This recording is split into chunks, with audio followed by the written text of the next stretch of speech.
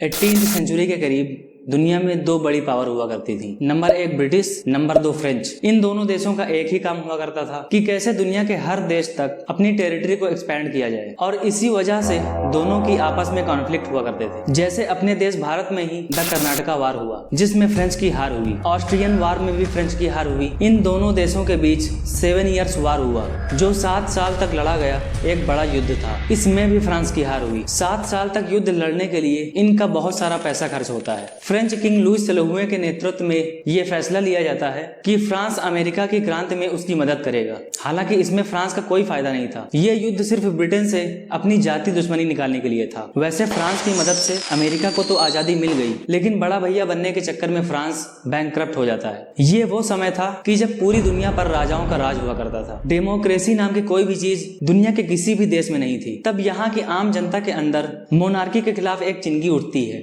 अगर आप नोटिस करें तो आपको ये महसूस होगा कि क्रांति जब भी जहां भी हुई है उसका कहीं ना कहीं सबसे बड़ा कारण इकोनॉमी होता है। क्योंकि अगर लोगों के पास खाने को रोटी ही नहीं होगी तो सरकार या राजा का क्या करेंगे। 1700 से 1880 के बीच फ्रांसीसी आबादी लगभग 21 मिलियन से बढ़कर 28 मिलियन तक हो गई, यानी लगभग 40% की बढ़ोतरी। जबकि अकेले पेरिस में 6 लाख की आबादी थी, जिनमें से लगभग 1/3 के पास कोई काम नहीं था और महंगाई बढ़ती जा रही थी। फ्रांस में लोग ऊंच नीच के हिसाब से 3 वर्गों में बटे हुए थे, क्लर्जी, नोबिलिटी और कॉमन। क्लर्जी में वो लोग आते थे जो धर्म में ऊंचे पदों पर हुआ करते थे। क्लर्जी में पोप, पादरी और जो चर्च की देखरेख करते थे वो आते थे, और ये लोग आम जनता से टाइथ नाम का टैक्स लेते थे। देश की जमीन का 10% भाग चर्च में यानी इन्हीं लोगों के पास हुआ करता था। इनके ऊपर किसी भी तरह का कोई टैक्स नहीं होता था, जिस वजह से इनकी जिंदगी शानो शौकत वाली होती थी। वैसे पूरे फ्रांस में इनकी आबादी सिर्फ 1 से 1.5 लाख थी। शाही परिवार के लोग नोबिलिटी में आते थे। इनकी नियुक्ति न्यायालयों, सेना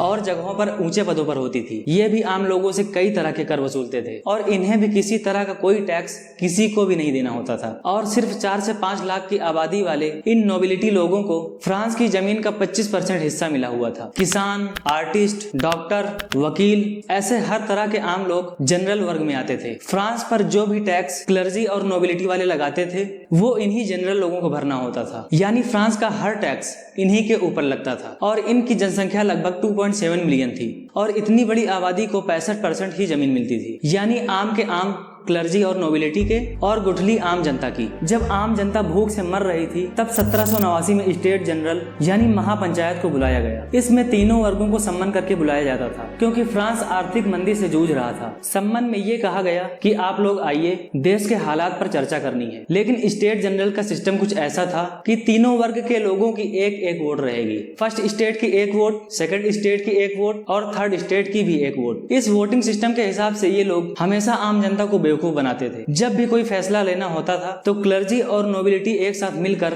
कॉमन लोगों को पीछे कर देते थे, और ऐसा यहाँ पर भी होता है। वोटिंग में क्लर्जी और नोबिलिटी दोनों जीत जाते हैं और आम जनता की हार होती है, जिस वजह से कॉमन लोगों ने नाराजगी जताई और स्टेट जनरल में हंगामा कर दिया। तो इसलिए लुइस सुलहुए ने स्टेट जनरल का दरवाजा ही बंद करवा दिया और कहा कि अब हमें तुम्हारी सलाह की कोई जरूरत नहीं। गुस्साई हुई आम जनता 17 जून 1789 को वर्साइल शहर के एक टेनिस कोर्ट में इकट्ठा हुई, जहां पर ये लोग ओथ लेते हैं कि अब हम एक नया संविधान बनाएंगे जिसमें हर किसी को एक बराबर समझा जाए। इन सब ने मिलकर अपनी सरकार भी डिक्लेयर कर दी और अब आम जनता अपना टैक्स देने से मना कर देती है। हर कोई राजा के खिलाफ बगावत शुरू कर देता है। ये सब देखने के बाद लुइस सुलहुए ने अपनी जो भी शहरों में सेना थी हर जगह से बुला लिया कि अब लोग लॉ एंड ऑर्डर तोड़ रहे हैं तो इनके ऊपर कार्रवाई करनी होगी, नहीं तो मामला और आगे बढ़ जाएगा। लेकिन राजा की इस हरकत से मामला कम होने के बजाय और बढ़ गया। लोगों ने सोचा कि हमने तो अपनी बात राजा के सामने रखी थी, तो क्या वो हम पर हमला करवाएगा। इस बात से लोगों के अंदर गुस्सा और बढ़ गया और पब्लिक सेना से भी लड़ने के लिए तैयार हो जाती है। और इसी वजह से एक और घटना हो जाती है। 14 जुलाई 1789 को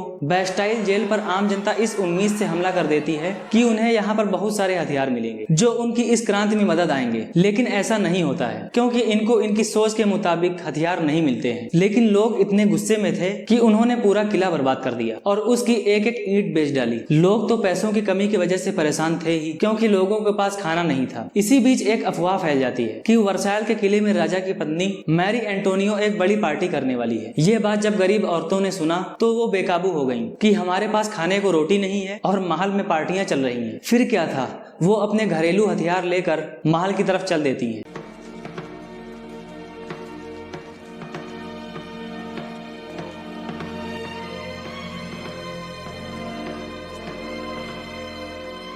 लगभग 6 घंटे चलने के बाद वो महल पहुंची, लेकिन जब राजा और रानी ने इतनी बड़ी भीड़ को देखा तो वो उन औरतों की बात सुनने के लिए मजबूर हो गए। राजा को लगा कि जब इतनी बड़ी नेशनल असेंबली बन चुकी है, इतनी जनता इसमें ज्वाइन हो चुकी है, तो उसे मजबूरन इस असेंबली को एक्सेप्ट करना पड़ा। 4 अगस्त 1789 को सामंतवाद को खत्म करके किसानों और आम नागरिकों को ही जमीन का मालिक बना दिया जाता है और टाइथ नाम के टैक्स को भी जो क्लर्जी वाले लिया करते थे उसे भी हटा दिया जाता है। राजा लुईस 16वें ने ऐसे माहौल में संविधान को साइन तो कर दिया था, लेकिन खुफिया तौर पर वो अपने पड़ोसी देशों के राजाओं से मिलकर इस नेशनल असेंबली को खत्म करने की बात करते हैं। लेकिन जब ये बात फ्रांस की आम जनता को पता चलती है तो नेशनल असेंबली द्वारा राजा के ऊपर मुकदमा चलाया जाता है। फ्रांस को मोनार्की से मुक्त करके रिपब्लिक डिक्लेयर कर दिया गया। राजा और रानी को केस चलने के दौरान कुछ समय जेल में रखा गया। फिर 21 जनवरी 1793 को दोनों को गुलेटिन कर दिया गया। लेकिन राजा और रानी के मरने के बाद भी ये क्रांति नहीं रुकी। देश तो रिपब्लिक घोषित कर दिया गया था, मोनार्की भी खत्म हो चुकी थी, लेकिन क्रांतिकारियों में सोच का फर्क आ गया, यानी उनके विचार डिफरेंस हो गए। इस वजह से क्रांतिकारियों के बीच